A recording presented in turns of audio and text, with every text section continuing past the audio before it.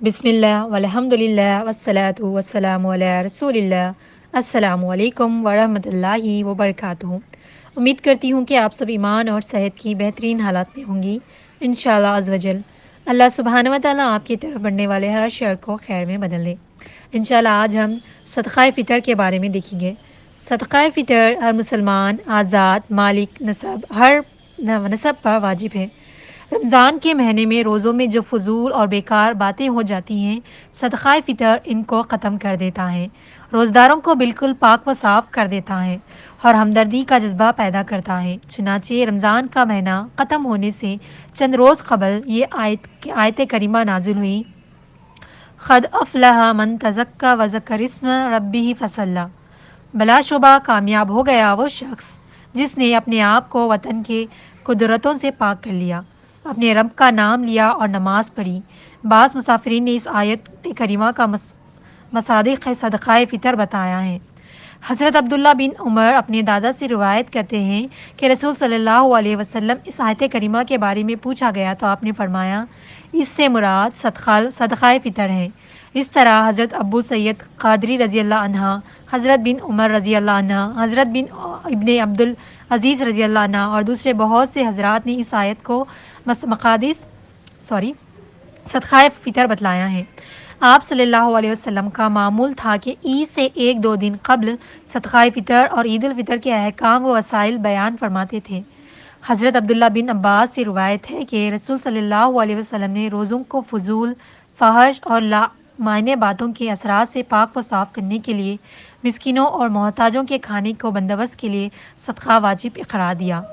غور کیجیے، اس حدیث میں صدقہ فطر کی دو حکمتوں اور دو فائدوں کی طرف اشارہ کیا گیا ہے۔ ایک یہ ہے کہ مسلمان کی خوشی و مسرت اور جشن عید کی اس دن میں صدقہ فطر کے ذریعے محتاجوں اور مسکینوں کی شکم سیری اور آسودگی کا انتظام ہو جائے گا۔ دوسرا یہ کہ زبان کی بے احتیاطیوں اور بے باکیوں سے روزے پر جو بڑے برے اثرات پڑے ہوں گے، صدقہ فطر ان کا کفارہ اور فدیہ ہو جائے گا۔ رسول صلی اللہ علیہ وسلم نے یہ بھی فرمایا کہ بندے کا روزہ آسمان اور زمین کے درمیان معلق رہتا ہے جب تک کہ صدقہ فطر ادا نہ کرے۔ دیکھیے، صدقہ فطر آپ کے روزے کو مکمل کرتا ہے، یعنی کہ جو بھی چیزیں ہم سے چھوٹی بڑی غلطیاں ہو جاتی ہیں، بیکار فضول باتیں ہم سے رمضان کے روزوں میں ہو جاتی ہیں، تو صدقہ فطر آپ کے روزے کو بالکل پاک و صاف اور مکمل کر دیتا ہے۔ اور دوسری بات یہ ہے کہ صدقہ فطر ضرورت مند اور غریب لوگوں کو دیا جاتا ہے تو عید سے پہلے دیا جاتا ہے تاکہ ان کی بھی عید بہت خوشی سے گزارے اور ان کے پاس بھی اتنا سب کچھ موجود ہو کہ وہ اپنی حیثیت کے مطابق عید گزارے۔ جس طرح ہم اپنی عید کے لیے بہت سی تیاریاں کرتے ہیں تو ان کا بھی حق ہے کہ وہ عید منائیں۔ تو صدقہ فطر کے دو فائدے ہیں، ایک تو ہمارا اور دوسرا ہم دوسروں کی مدد کرتے ہیں، ٹھیک ہے۔ صدقہ فطر کس حساب سے دیا جائے تو اس زمانے میں کھجور اور جو کے حساب سے دیا جاتا تھا، اور 1 کلو 600 گرام کے۔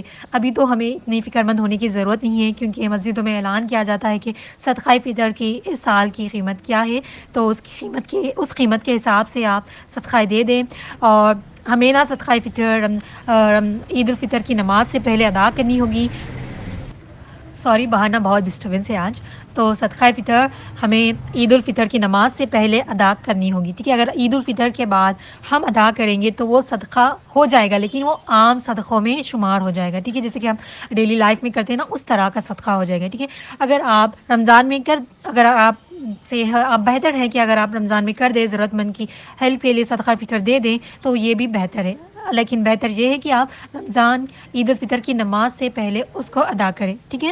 بس مختصر سا بیان تھا صدقہ فطر کے بارے میں۔ الحمدللہ ہمارے لیے تو آسانی ہے، اللہ سبحانہ و تعالیٰ ہم سب کے لیے آسانی عطا فرمائیں اور جو کچھ سنا ہے اس پر عمل کرنے کی توفیق عطا فرمائیں اور ہمارے اس رمضان کو سب سے بہترین رمضان بنائیں اور ہمارے گناہوں کو معاف فرمائیں اور ہم سب کو اپنے والدین کے لیے صدقہ جاریہ بنائیں، آمین ثم آمین۔ جزاکم اللہ خیر۔ السلام علیکم ورحمۃ اللہ وبرکاتہ۔